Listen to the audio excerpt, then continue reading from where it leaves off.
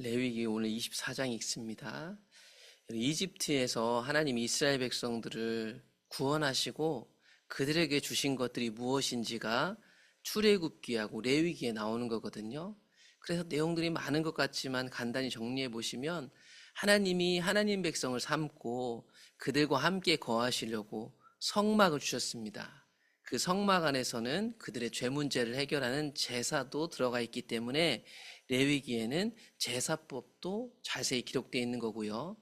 출애굽기부터 시작된 하나님 백성은 어떻게 사는가에 대한 율법 조항도 레위기에 나옵니다.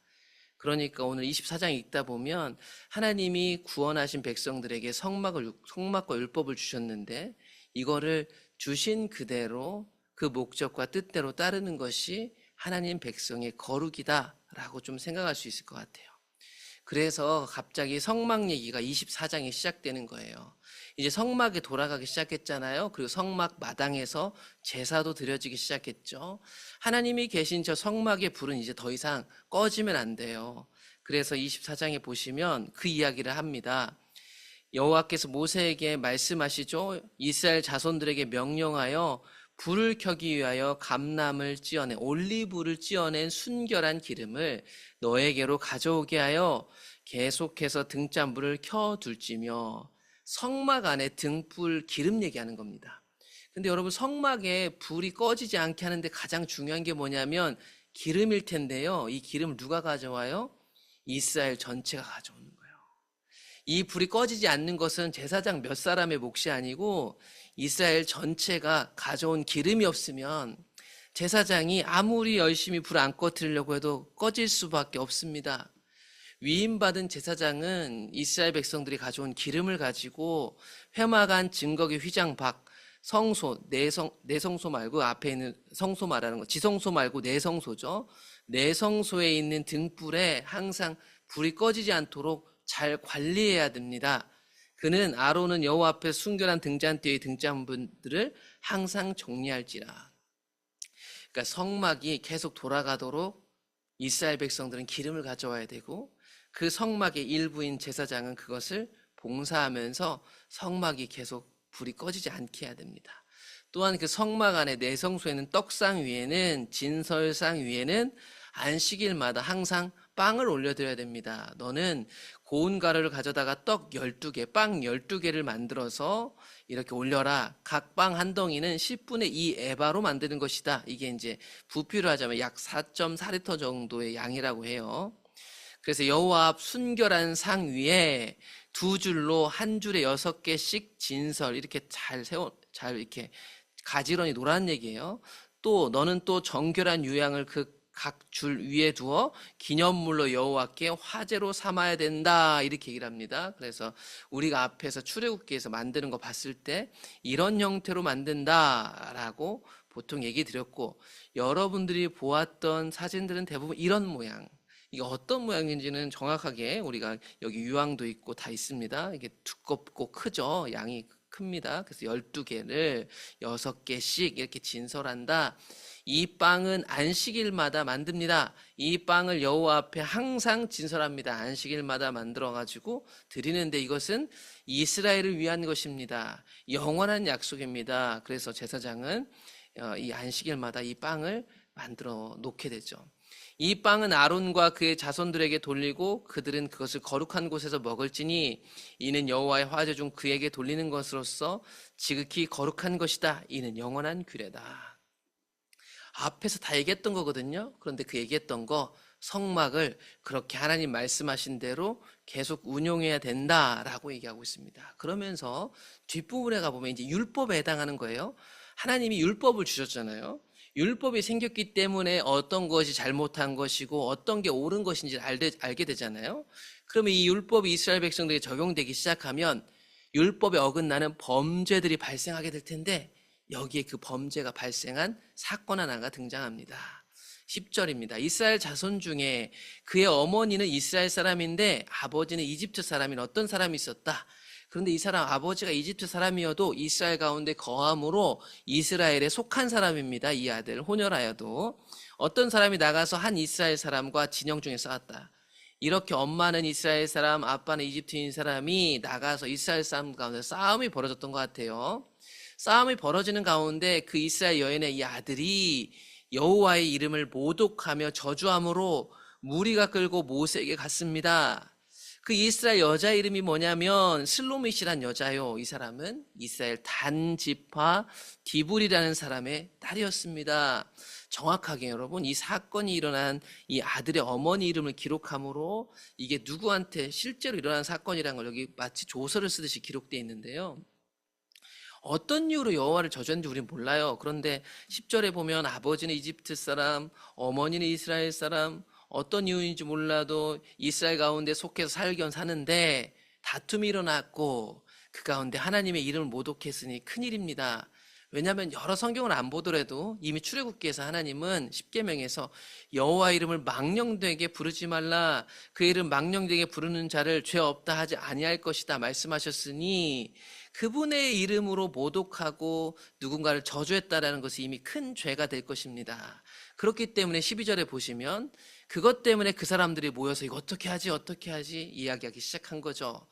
그 사람들이, 이스라엘 사람들이 그를 일단은 가두어 놓고 하나님 명령을 기다렸습니다. 그들에게 주신 율법이 있지만 이게 첫 사건이라고 본다면 어떻게 처리하는 게 참 어려운 거예요. 재판을 해야 될 텐데. 여호와께서 모세에게 말씀하여 이르셨습니다. 그들은 하나님이 어떻게 말씀하실지 기다렸어요. 율법이 있었지만 한 사람의 인생을 판결한다는 건 쉽지 않았으니까. 그래서 일단 가두고 기다렸는데 하나님이 모세에게 말씀하시더라 이 말입니다. 그 사람 진영 밖으로 끌어내요. 그것을 들은 모든 사람이 그들의 손을 그의 머리에 얹게 하고 온 회중이 돌로 긁혀라. 그 현장에서 그 저주의 목소리를 들었던 모든 사람들은 증인으로서 같이 그 문제에 참여하여 돌로 쳐서 공중 재판을 하라고 하고 있습니다.